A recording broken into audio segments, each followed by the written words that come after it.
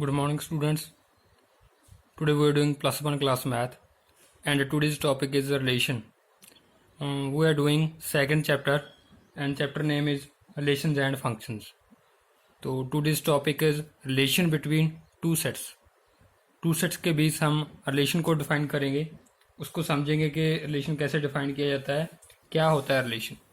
अगर मैं simple meaning की बात करूँ रिलेशन के, तो रिलेशन मीन्स किन्हीं दो या दो से ज़्यादा थिंग्स होती हैं, उनके बीच जो संबंध होता है दैट इज़ द रिलेशन.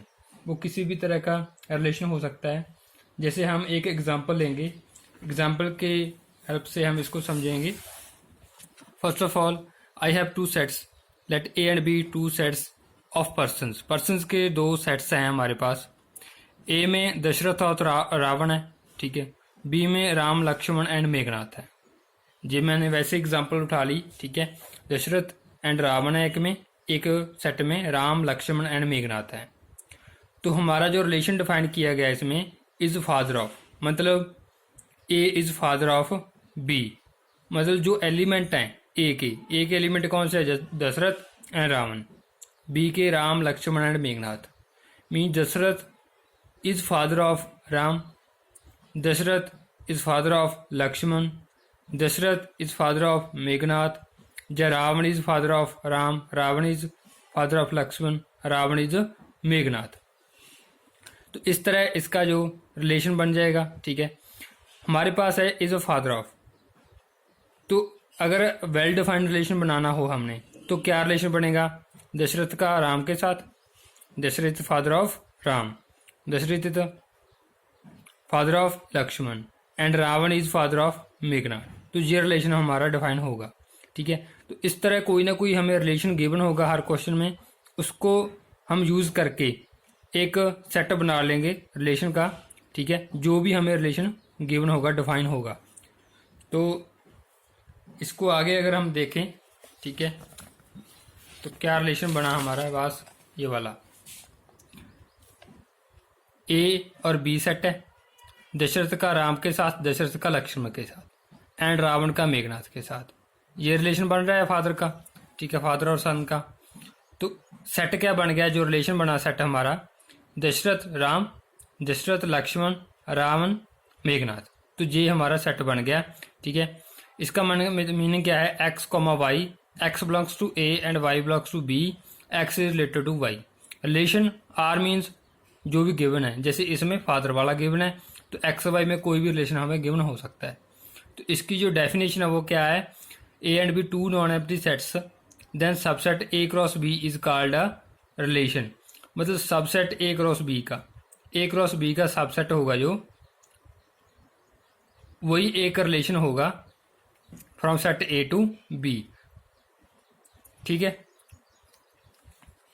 तो नेक्स्ट हमारे पास इसकी कुछ डेफिनेशन हैं इसके रिलेटेड, जैसे डोमेन, कोडोमेन एंड रेंज.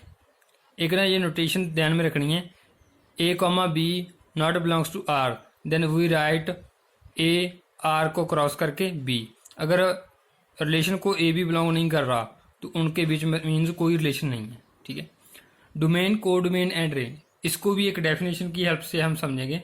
वो डेफिनेशन हमने ली हुई है, ये रही. मैंने दो सेट ले लिए, एक ले लिया ए, उसमें 1 2 3 है, बी 3 6 9 10 12, इसमें ये है. बी में ये वाला एलिमेंट है, ए में ये वाला एलिमेंट है. और रिलेशन कौन सा डिफाइन कर दिया कि 1 का 3 के साथ रिलेशन है, 2 का 6 के साथ रिलेशन है, 3 का 9 के साथ. ये कोई भी रिलेशन हो सकता है. मान लो इनका डिफरेंस 2 आ रहा, या इनका जो हमारे पास डिफरेंस इवन नंबर आ रहा है, ऐसा कुछ भी हो सकता है, क्योंकि सभी का डिफरेंस इवन नंबर आ रहा है. इसका 2 आ रहा है, इसका 4 आ रहा है, इसका 6 आ रहा है. तो कोई भी रिलेशन हो सकता है. मैंने जैसे वैसे ही एक रिलेशन डिफाइन कर दिया. तो अब जो मेरी डोमेन होगी, डोमेन क्या होती है? इस रिलेशन में जो ए सेट की एंट्रीज हैं, इस रिलेशन में ए सेट की कौन सी एंट्रीज है? 1 2 3. और रिलेशन में कौन सी हैं? 1 2 3. तो जो 1 2 3 है ये मेरी डोमेन बन जाएगी. रिलेशन में भी वो होने चाहिए और ए सेट में भी होने चाहिए. That is the domain. Next है कोडोमेन.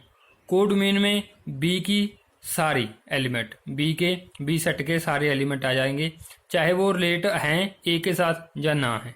जैसे 10 और 12 रिलेट नहीं है लेकिन वो कोड मेन में आएंगे। तो इसी तरह हमारे पास एक आती है रेंज। रेंज में क्या आता है, वो वाले एलिमेंट आते हैं रिलेशन के जो ए के साथ रिलेटेड हुए हैं और आते कहाँ से हैं, बी सेट में से। तो रेंज हमारी क्या आएगी, 1 की 3 है, 2 का 6 है, 3 का 9 है। तो ये वाली रेंज आ जाएगी इतनी। दिस इज द रेंज जो रिलेशन में डिफाइंड है, ठीक है। और बी सेट की एंट्रीज हैं वो होती है रेंज। ए सेट की जो एंट्रीज हैं जो रिलेशन में डिफाइंड है वो होती है डोमेन। एंड कोड मेन में बी सेट के सारे एलिमेंट आ जाते हैं हमारे पास कोड मेन में।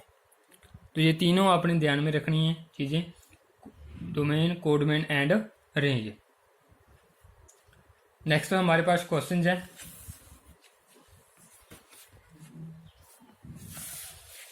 जैसे एनसीईआरटी का जैसे 2.2 एक्सरसाइज का फर्स्ट क्वेश्चन है, ये 1 2 3 4 14 तक दे दिए नंबर हमें, ठीक है। तो रिलेशन क्या डिफाइन कर दिया, 3x minus Y equal to 0। इसको हम थोड़ा सिंप्लीफाई कर लिया, y इक्वल टू 3x कर दिया क्योंकि y दूसरी साइड चला जाएगा, y इक्वल टू 3x। अब x की वैल्यूज कौन सी आएंगी, x की वैल्यू कहाँ से उठानी है, वो बोला गया a में से उठानी है, x की और y की। तो x की वैल्यू 1 2 3 4 14 तक कोई भी हो सकती है। हमने x की वैल्यू 1 उठाई, y की कितनी आ गई 3, क्योंकि इसमें पुट करोगे 1 पुट करोगे, ठीक है। y क्या आएगा 3 इंटू 1 इक्वल टू 3। तो y की क्या आएगी, इफ x इज 1 y कितनी आएगा 3। तो हमारा रिलेशन क्या बना 1 3 आ गया। सिमिलर 2 पुट किया 6 आया, 3 पुट किया 9 और 4 पुट किया 12।